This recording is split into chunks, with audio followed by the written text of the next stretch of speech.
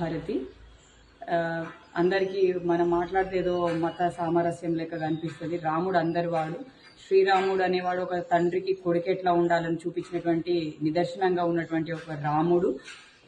సోదరుడిగా ఎలా ఉండాలి, భర్తగా ఎలా ఉండాలి, తన ఒక ఆది పురుషుడు. అటువంటి శ్రీరామనవమి రోజు ప్రతి చోట కన్నుల విందుగా జరిగితే మన మాన్కోట మున్సిపాలిటీ పరిధిలో ఉన్నటువంటి రామ మందిరం మాత్రము అది శ్రీరామనవమి బదులుగా కాంగ్రెస్ నవమిగా జరిగిందన్నట్టుగా కనిపించింది. ప్రజలందరి అభిప్రాయం కూడా అది. ఈ 4 రోజుల వ్యవధిలో చాలా మందిని కలిసి తెలిసింది అది.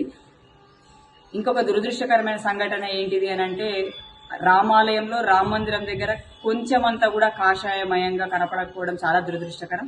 ఒక కాషాయ ధ్వజం గాని, ఒక కాషాయ తోరణం గాని, ఒక కాషాయ కండవ గాని లేకుండా చేసుకున్నటువంటి పండగ శ్రీరామనవమి మాన్కోట మున్సిపాలిటీ పరిధిలో రామ మందిరంలో జరిగింది. అది ఊరూరా చాలా చోట్ల చాలా మండపాలలో చూస్తే మొత్తం కాషాయమయమైపోయి కాషాయ కండవలతోని ప్రతి ఒక్కరు అట్టహాసంగా చేశారు.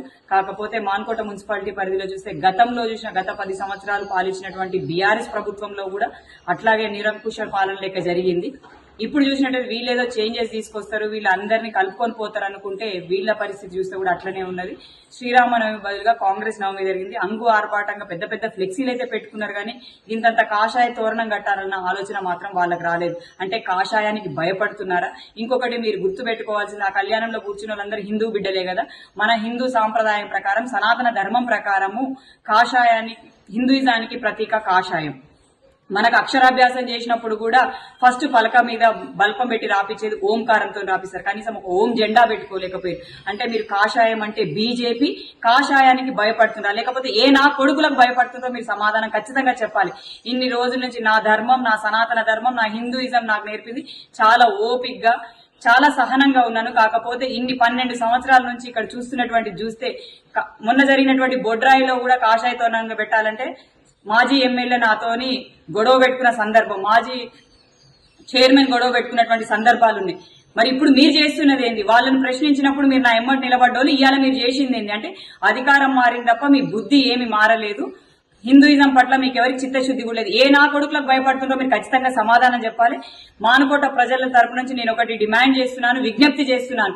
రాజకీయాలకు అతీతంగా, అందుకోసం ఏ పార్టీ వాళ్ళకి ఆ పార్టీలో అధికారంలో ఉంటే మీ ఇష్టారాజ్యంగా చేస్తారు కదా, రాజకీయాలకు అతీతంగా రామ మందిరానికి ఒక చైర్మన్ ఎన్నుకొని హిందూయిజాన్ని కాపాడే వ్యక్తిని పెడితే ఖచ్చితంగా తను హిందువుల మనోభావాలు దెబ్బతీయకుండా చూస్తాడు. ఇంకొకటి, ఆ ర్యాలీలో చూసినాం, కనీసం ఒకరి చేతిలో ఒక కాషాయ జెండా లేదు.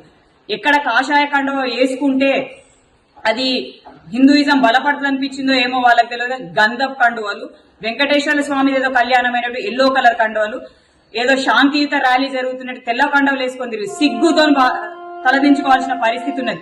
హిందువులారా, ఇకనైనా మేల్కోండి. మన హిందూయిజానికి ప్రతీక కాషాయం. కాషాయ కండవ వేసుకోలేని జై శ్రీరామని మీ నోట్లకెళ్ళి అనడంలో మీకు ఉన్నటువంటి ఇబ్బంది ఏందో నాకు ఇప్పటికి కూడా అర్థమవుతలేదు. ఎవరికి భయపడాల్సిన అవసరం లేదు. కుచ్చి టోపీలు పెట్టుకొని పెద్ద పెద్ద ర్యాలీలు చేసేటోళ్ళు మీరు ఎందుకు మీ పండగ నాడు మీరు కాషాయం తోరణం కట్టుకోవడానికి ఇదవుతున్నారో ఆలోచించాలి. పురోహితులు కూడా నా గుడి పైన కాషాయ ధ్వజం ఎగరవేయాలి, ఒక కాషాయ కండవని పెట్టుకోవాలనే ఆలోచన ఖచ్చితంగా మీరు కూడా చేయాలి. ఒక పురోహితుడు చెప్తే ఖచ్చితంగా అందరు వింటారు. 4-5 బ్రాహ్మణుల చేత చేయించినటువంటి శ్రీరామనవమి ఒక్క అయ్యగారు కూడా చెప్పలేకపోవడం చాలా దురదృష్టకరం. మీరు కూడా ఎవరికైనా భయపడుతున్నారా, లేకపోతే ఏ రాజకీయ నాయకుడికైనా ఒత్తాసు పలుకుతున్నారా? మీకు మీరు సమాధానం చెప్పుకోండి, మీకు మీరు ఆత్మవిమర్శ చేసుకోండి.